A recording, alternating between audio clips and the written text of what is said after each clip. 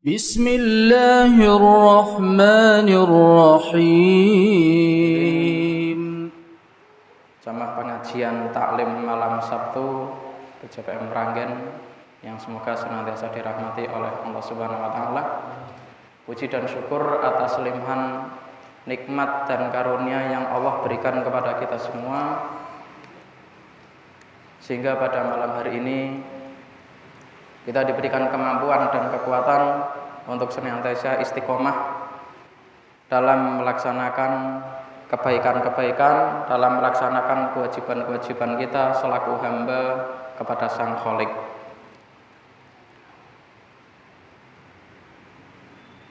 Bapak Ibu serta hadirin sekalian, Imam Asy-Syafi'i rahimahullah, beliau pernah menyampaikan, man arada dunya fa'alaihi bil ilmi.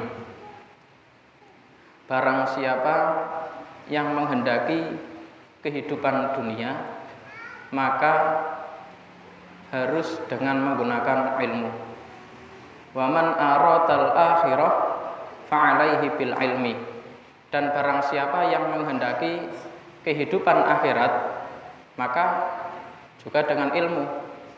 Wa man aradahuma, barang siapa yang menghendaki kehidupan bahagia di dunia dan akhirat, fa'alaihi bil ilmi, maka baginya pula harus dengan menggunakan ilmu. Ketika kita ingin bahagia di dunia saja, hadirin sekalian, ketika kita ingin memutuskan bahagia di dunia saja, sukses di dunia, itu memerlukan ilmu. Nah, sukses di dunia ini kan macam-macam. Sukses di dunia ini macam-macam.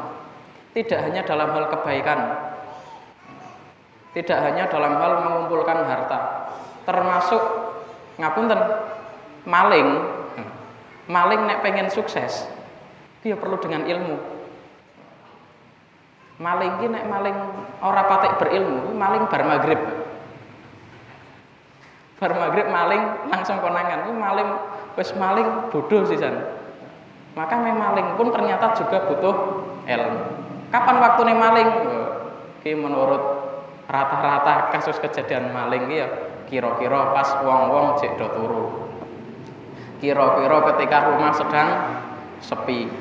Ketika do salat Idul Adha, Idul Fitri. Ya pematerian ini apal men waktu maling pengalaman ndak.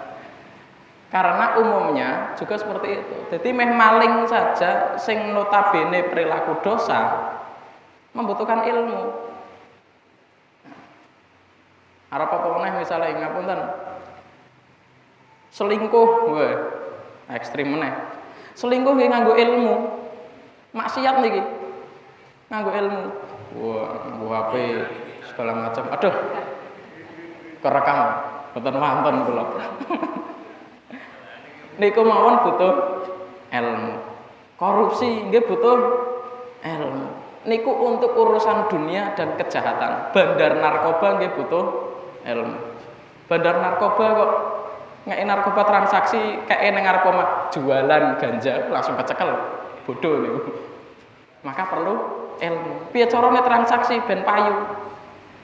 Ya mbuh ngono kuwi lah.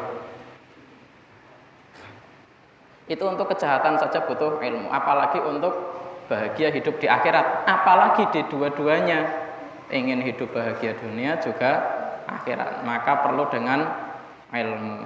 Nah, termasuk pada malam hari ini bersama-sama kita bertolabul ilmi dalam rangka ojo ngantik kalah karo maling, ojo ngantik kalah karo koruptor, ojo ngantik kalah karo wong sing selingkuh dan segala macamnya sing maksiat butuh ilmu. Maka kita ingin bahagia dunia dan akhirat ya harus dengan ilmu juga. Hadirin sekalian dirahmati oleh Allah Subhanahu wa taala.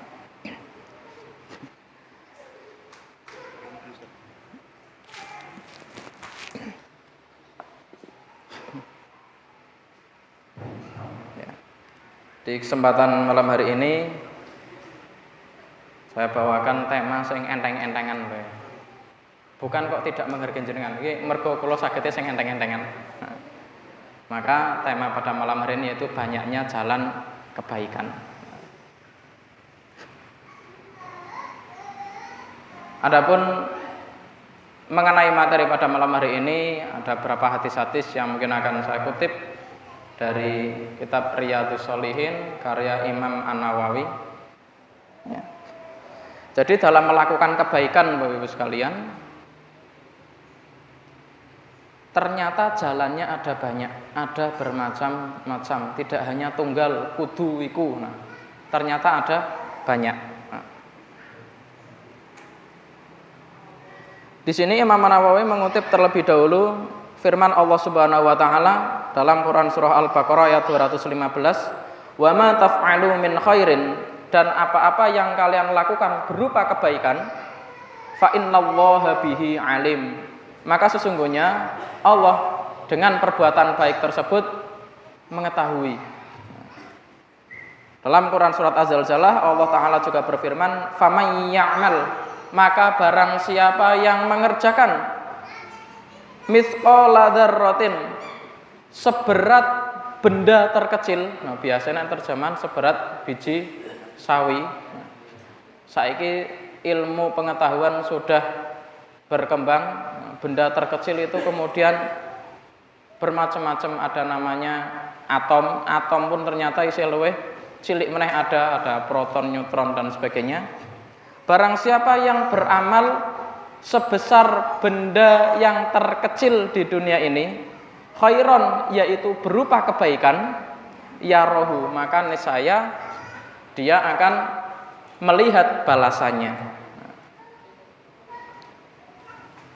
Jadi perbuatan apapun, sekecil apapun yang kita lakukan, pasti akan mendapatkan balasannya.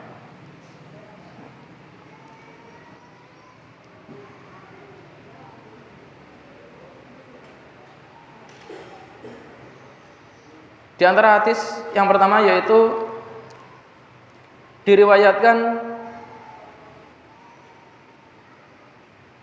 dari Abu Dzar radhiyallahu taala anhu, semoga Allah meridhoinya.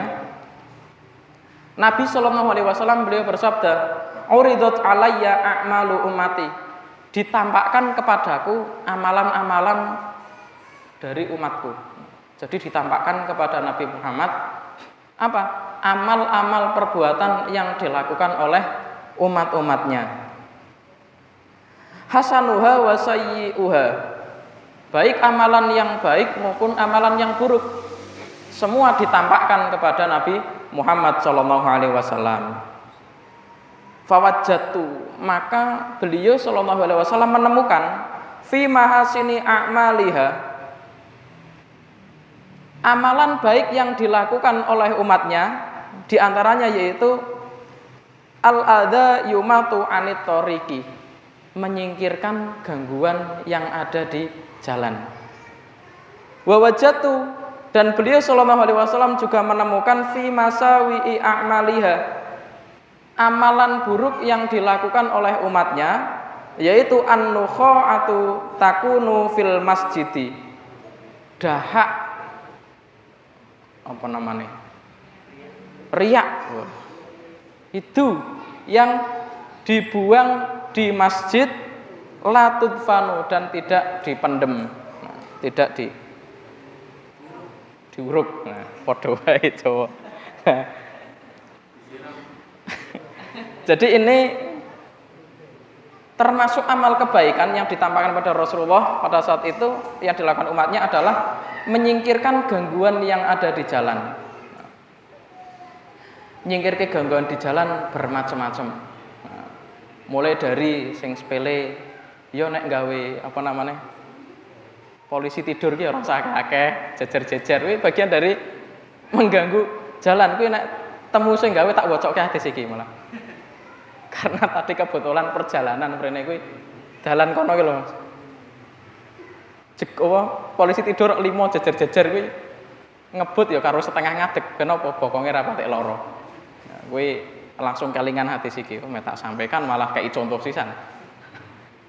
Atau nggih polisi tidur dhuwur no ya niate apik, tapi konteksnya saat itu di jalan sing jane ya nggo rodok ngebut no. Akhirnya dampaknya apa? Malah membahayakan.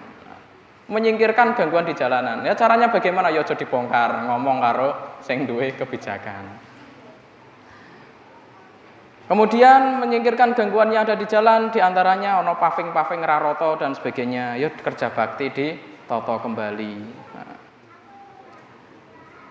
Dan juga termasuk amalan buruk yang dilakukan oleh umat beliau Shallallahu Alaihi Wasallam, yaitu dahak yang dibiarkan begitu saja berada di masjid. Nah, konteksnya saat itu masjidnya masih bukan seperti ini. Jadi ya hadisnya bunyinya la tudfanu, tidak dipendem, tidak diuruk. Nek saiki meh nglakoni hadis iki persis ana dahak diuruk napa ngikuti hadis ya malah disenani takmir pisan. Wis ana dahak malah tambah lebu sisan. Ya saiki berarti pokoknya dahak atau apapun itu, entah tai cicak atau apapun itu disingkirkan. Kok sampai tidak disingkirkan, itu termasuk bagian dari kita telah melakukan kezaliman. Nah, jadi misal di masjid ada apa yang sekiranya mengganggu, tidak baik, maka sesegera mungkin disingkirkan dan dibersihkan.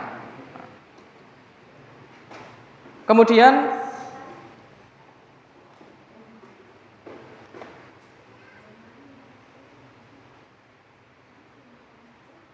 Nabi Shallallahu Alaihi Wasallam beliau juga pernah ditanya ayul a'mali afdol.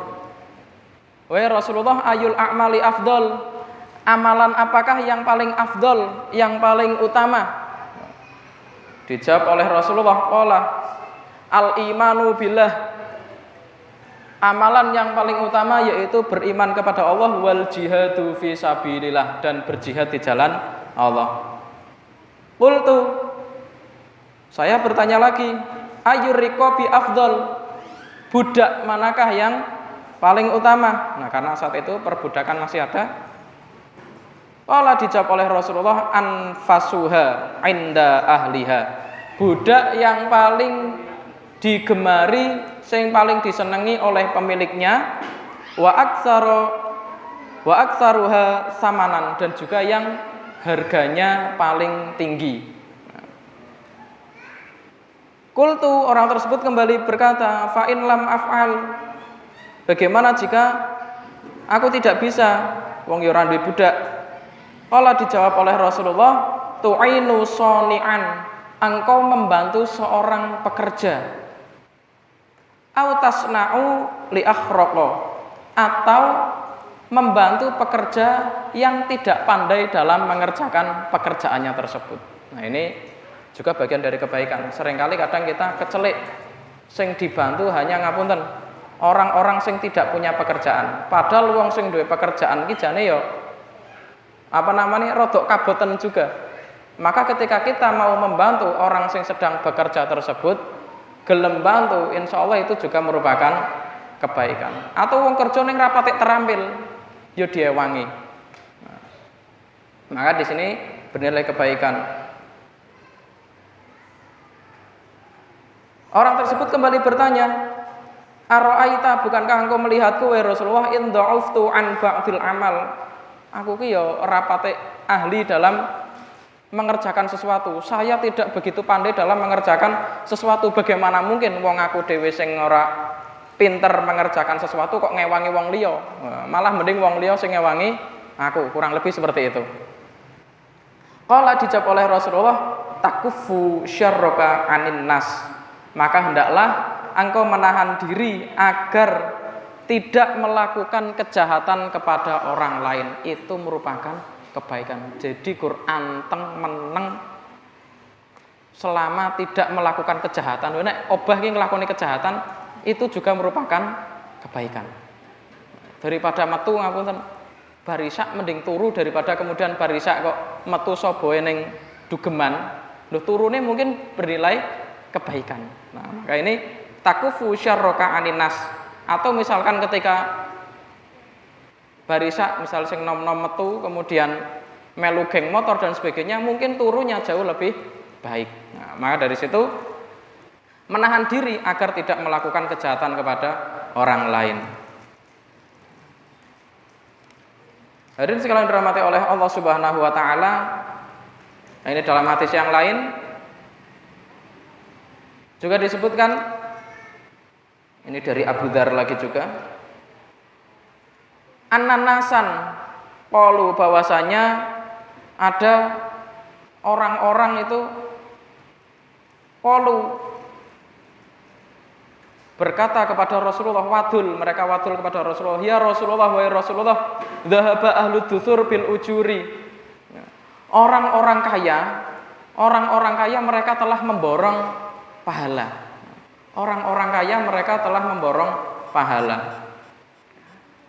Ini orang-orang miskin sing wadul kepada Rasulullah, rombongan demo kepada Rasulullah, dhahaba ahlu duthur bil ujuri. Orang-orang kaya wahai Rasulullah, mereka borong pahala. Kok bisa? Yusalluna kama nusolli. Mereka melaksanakan sholat sebagaimana kami juga melaksanakan sholat. Wa yasumuna kama nasumu.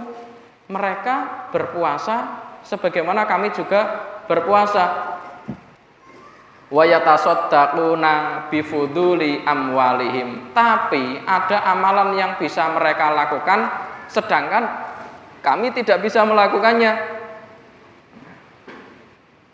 yaitu yatasaddaquna bifuduli amwalihim. Mereka bisa bersedekah dengan kelebihan harta yang mereka miliki. Lah kita sing miskin-miskin arep sedekah piye? Wong bondone ya pas-pasan.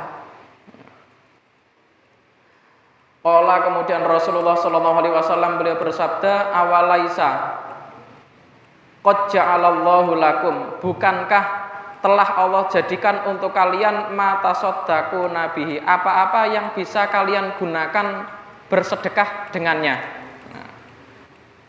Inna bikulli tasbihatin shadaqah, sesungguhnya setiap kalimat tasbih subhanallah itu merupakan sedekah. Wa kulli takbiratin shadaqah, dan setiap bacaan takbir Allahu Akbar merupakan sedekah. Wa kulli tahmidatin shadaqah, dan setiap kalimat tahmid atau alhamdulillah merupakan sedekah. Wa kulli tahlilatin shadaqah, dan setiap tahlil atau kalimat la ilaha illallah juga merupakan sedekah. Ternyata ada begitu banyak yang bisa dilakukan oleh orang-orang yang tidak memiliki harta tadi.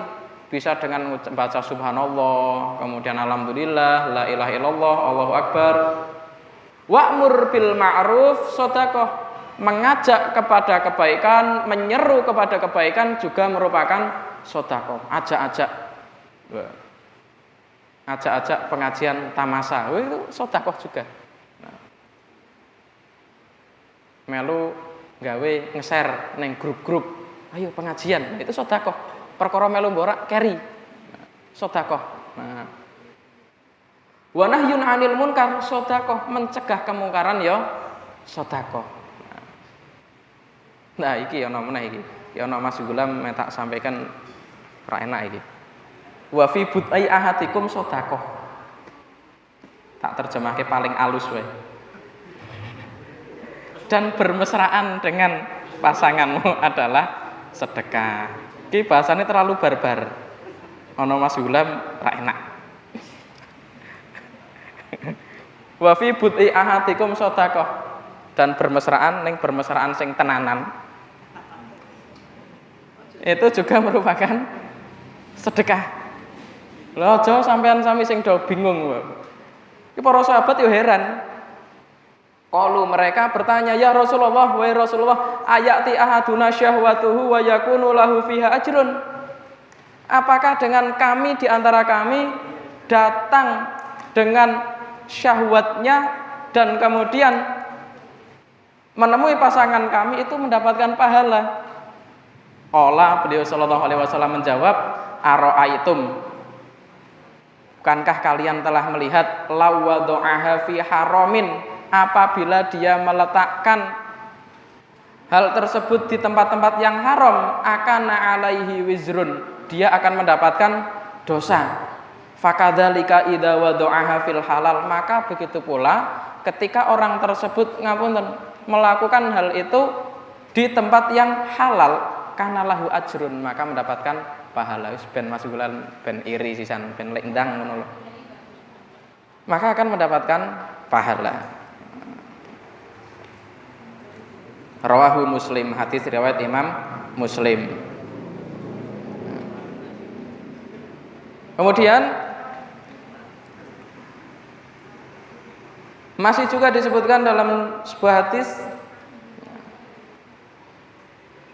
Rasulullah Shallallahu Alaihi Wasallam beliau bersabda, ya nisa al muslimat, ya nisa al muslimat, wahai ibu-ibu muslimat.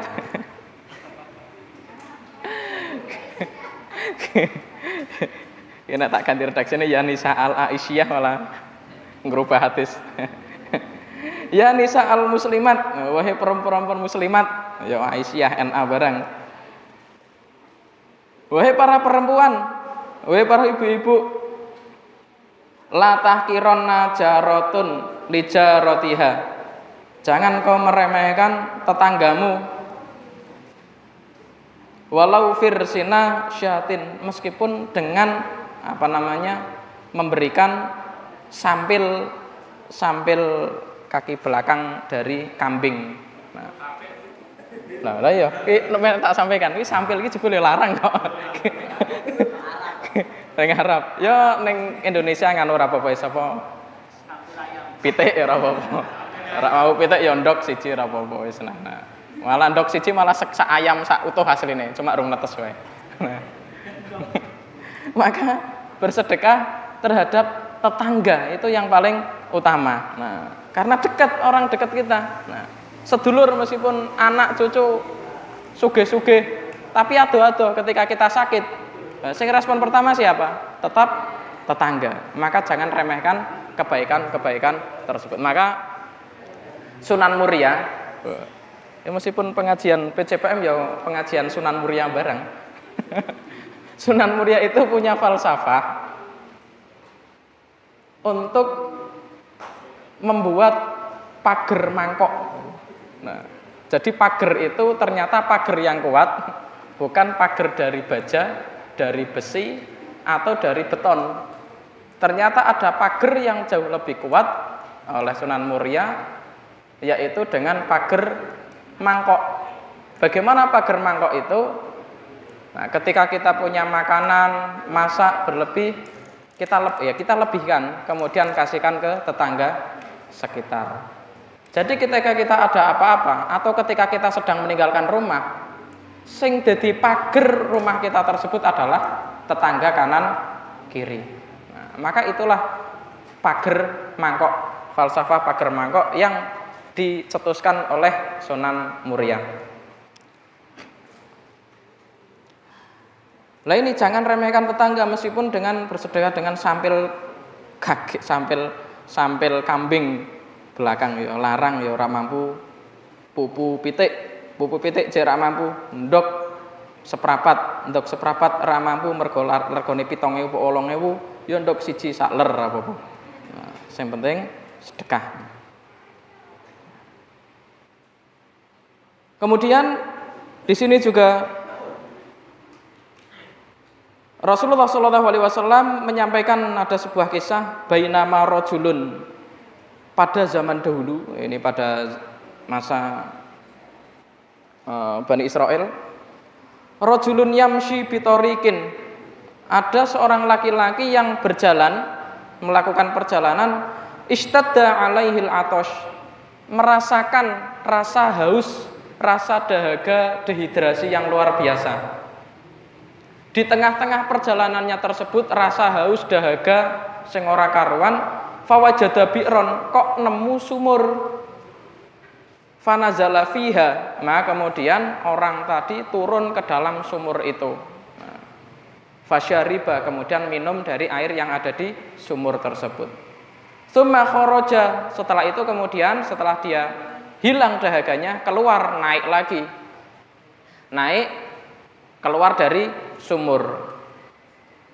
Faida kalbun yalhasu yakulus saro minal atoshi. Nah, ketika orang tersebut keluar, ternyata di samping sumur itu dia melihat tiba-tiba ada kalbun, ada seekor anjing yang sedang menjulurkan lidahnya dan juga menjilat-jilati tanah.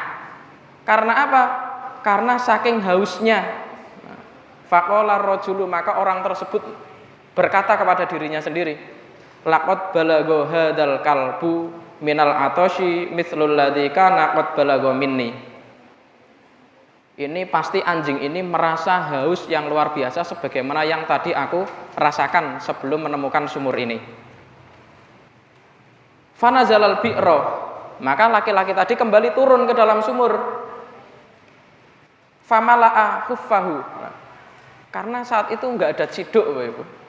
Enggak ada ciduk, sehingga orang tersebut famala'a khuffahu ma'an, dia mengambil air dari sendal yang digunakannya untuk mengambil air.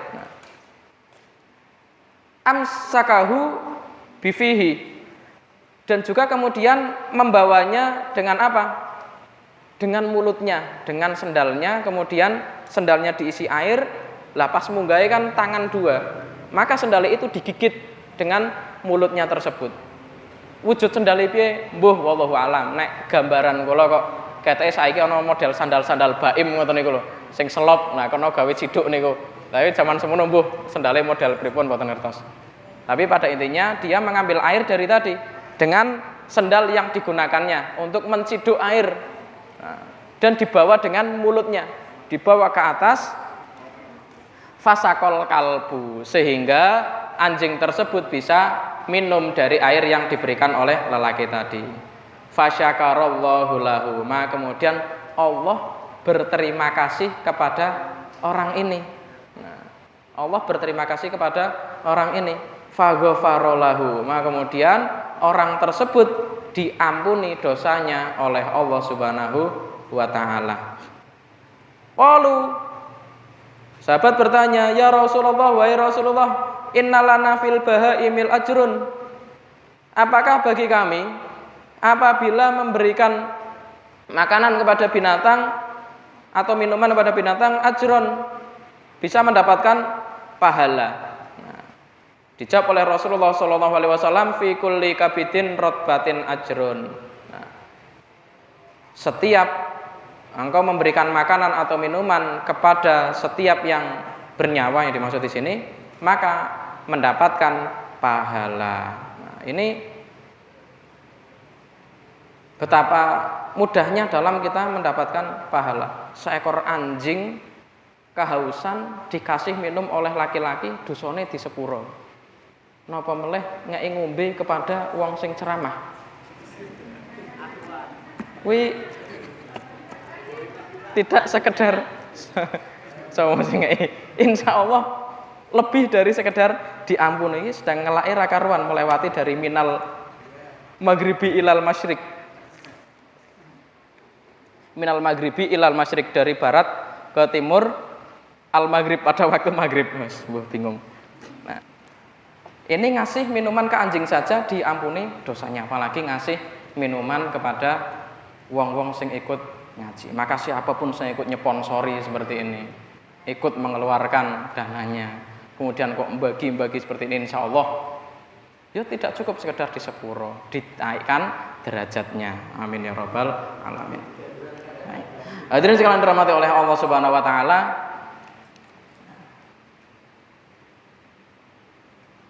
Masih disebutkan lagi di sini yang termasuk kebaikan-kebaikan diantaranya yaitu man goda ilal masjid, barang siapa yang pagi-paginan ilal masjid menuju ke masjid, auroha atau sore-sore menuju ke masjid, pagi-pagi ya subuh menuju ke masjid, atau sore-sore asar maghrib menuju ke masjid, a'addallahu lahu fil jannah, maka Allah sediakan baginya, Allah janjikan baginya di surga nuzulan kullama goda auroha, berupa jaminan. Jaminan apa di sini maksudnya? Jaminan rezeki, jaminan makanan dan minuman setiap pagi dan juga sore. Nah, ini di hadis yang ini bermakna bahwasanya melaksanakan sholat itu dengan berjamaah. Sore pagi-pagi, sore-sore menuju ke masjid. Menuju ke masjid. Nah, di sini menunjukkan pentingnya sholat berjamaah. Selain sholat itu sendiri, maka alangkah baiknya dilakukan secara berjamaah. Ini tadi amal-amal kebaikan yang begitu mudah dilakukan tadi dengan tahlil, takbir, tahmid, kemudian mengajak kepada kebaikan, kemudian memberikan minum kepada binatang atau kepada setiap yang bernyawa, itu semua kalah pahalanya dengan apa? Dengan kita melakukan sholat. Nah, jadi jangan sampai melakukan kebaikan-kebaikan itu tapi tidak melaksanakan sholat. Nah, maka ya tetap tidak bisa diterima. Maka syaratnya itu ya sholatnya ketoto terlebih dahulu. Maka di sini kemudian sholat ini menjadi penting. Bahkan ilal masjidi untuk menuju ke masjid dilaksanakan secara berjamaah.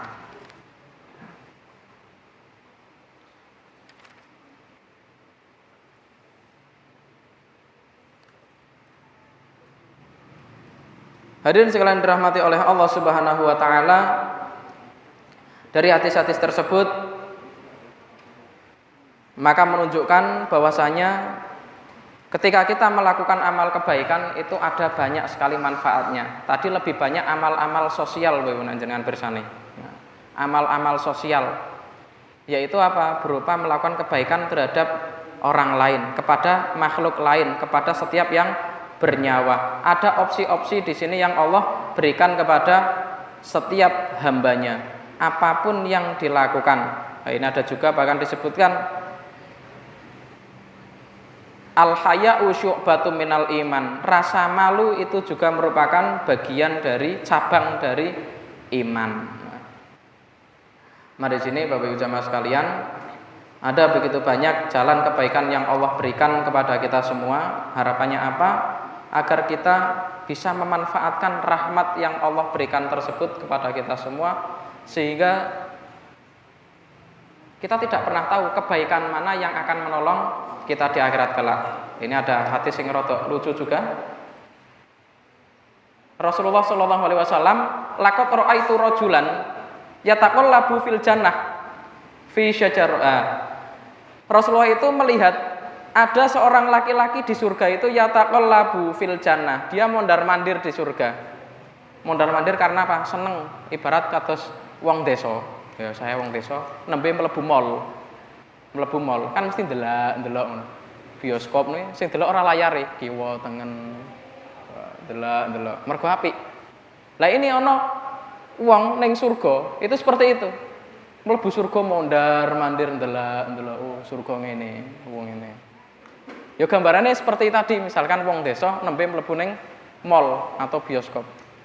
Oh, seperti ini. Oh, bioskop ini ngene iki. Oh, mall iki ngene, ono live dan sebagainya. Dia heran. Nah, nek wong sugih mlebu mall biasa. Tidak ada keheranan, mlebu wis mlebu tujuane ora apa-apa. Nah, tapi orang yang tidak punya uang, orang miskin mlebu mall, heran, kok aku iso mlebu rene ya, kesasar kok piye. Nah, maka ini juga dia terheran-heran, mlebu surga, kok iso aku ning surga. Nah, ternyata dia masuk surga tersebut disebabkan karena apa? Syajaratin qata'aha min dhahril tariqi kanat tu'dil muslimin.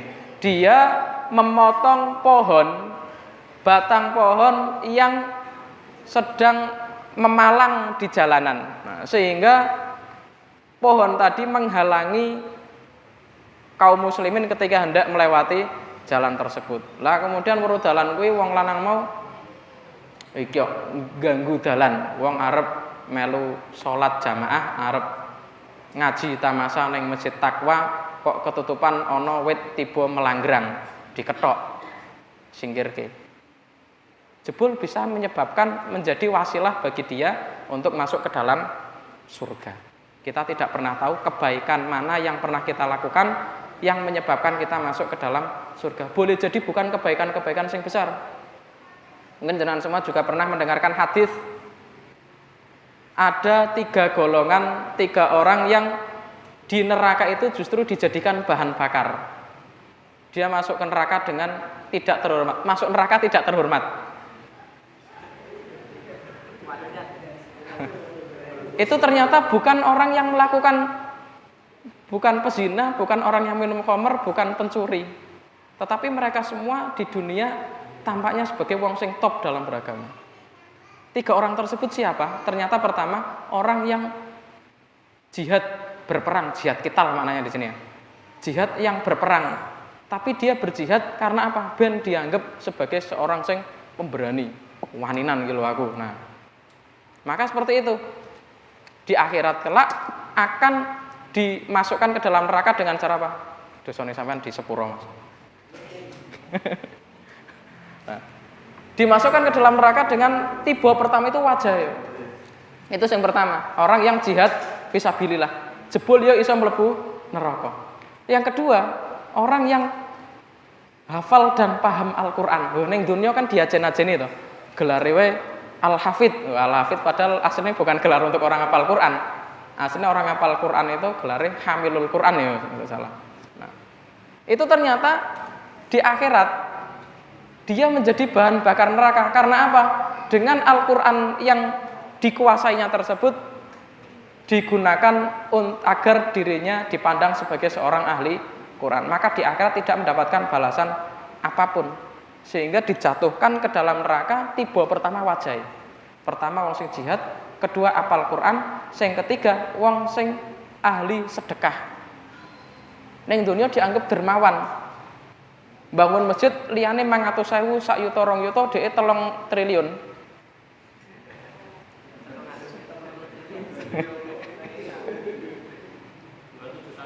Waduh.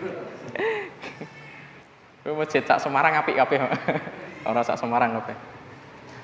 Maka dia bersedekah itu agar dianggap dermawan. Ternyata amalan-amalan besar yang seakan-akan tadi ketoke kok amalan akhirat, dia orang yang alim, kemudian ahli Quran, pemberani, mujahid, kemudian orang yang dermawan, ahli sedekah, ternyata di akhirat menjadi tidak ada harganya karena kesalahan niatnya tadi.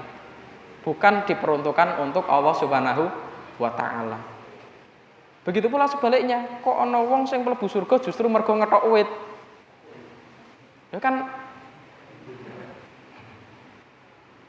lah itu memang kersane Allah Subhanahu wa taala. Ngethok wit nutupi dalan sehingga dia heran. Kate ning donya iki aku ora apal Quran. Ning donya kate ora tau nyumbang masjid miliaran, ratusan. Sehingga mlebu surga heran, celinguk. Jebul karena ngethok wit sing nutupi dalan yang biasa dilewati kaum muslimin. Nah, entah menuju masjid, untuk menuju bekerja dan lain. Kita tidak pernah tahu amalan baik mana dari kita yang menjadi wasilah kita menyebabkan masuk ke dalam jannahnya Allah Subhanahu wa taala. Boleh jadi yang jadi wasilah bagi kita masuk ke dalam surga mungkin dengan menyelenggarakan pengajian seperti ini istiqomah, live streaming. Ini jadi wasilah mungkin malah. Bukan dari hafalan Qur'annya. Boleh jadi dengan resik-resik masjid, ngebuti karpet. Mungkin itu yang jadi wasilah kita masuk ke dalam surga. Maka kita tidak pernah tahu amalan mana yang menyebabkan kita masuk ke dalam jannahnya Allah Subhanahu wa taala. Wallahu a'lam bishawab. Demikian yang dapat kami sampaikan. Salam sekali. Terima kasih. Assalamualaikum warahmatullahi wabarakatuh.